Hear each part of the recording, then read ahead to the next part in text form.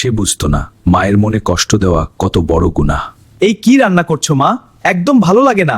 প্রতিদিন একই জিনিস, তুমি কিছুই ঠিক মতো করতে পারো না। আমি তো তার জন্যই সব করি, তবুও সে কেন আমার সাথে এমন করে কথা বলে? আমি কি এতটাই খারাপ মা? আমার মা অনেক বকবক করে, একদম ভালো লাগে না, বাসায় থাকতে ইচ্ছা করে না। আরে বাবা, হে আল্লাহ, আমার ছেলেকে হেদায়েত দাও, সে বুঝতে পারুক আমি তাকে কত ভালোবাসি। থামলাই। সে মায়ের দোয়ার মূল্য বুঝতো না।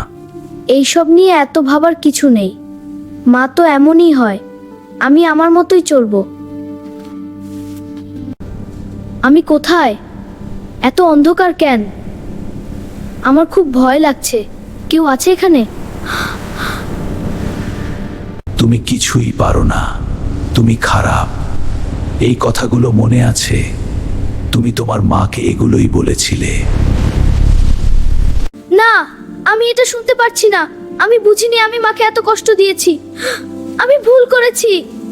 সে বুঝতে পারল সে কত বড় ভুল করেছে। শাস্তির ভয় তাকে কাঁপিয়ে দিল। এই কষ্টটা এত ভয়ঙ্কর, আমি সহ্য করতে পারছি না। তাহলে আমার মা কত কষ্ট পেয়েছে আমার কথা এলা। সে আল্লাহর কাছে ক্ষমা চাইল। হে আল্লাহ, আমি আমার মাকে কষ্ট দিয়েছি, আমাকে মাফ করে দিন, আমাকে আরেকটা সুযোগ দিন। হঠাৎ তার ঘুম ভেঙে গেল। আমি বেঁচে আছি, এটা স্বপ্ন ছিল, কিন্তু এটা একটা সতর্ক বার্তা। আমি এখনই বদলাবো। মা, আমাকে মাফ করে দাও, আমি তোমাকে অনেক কষ্ট দিয়েছি, আমি বুঝতে পারিনি তোমার ভালোবাসা আছো।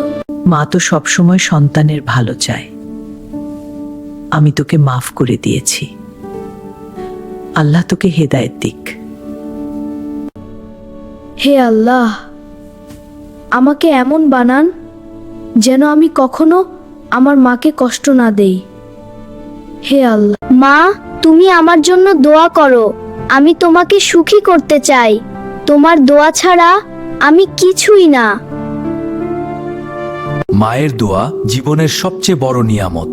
মনে রাখবেন, মায়ের মনে কষ্ট দিলে দুনিয়া আর আখিরাত দুটোই অন্ধকার হয়ে যায়। তাই মাকে ভালোবাসুন। তাই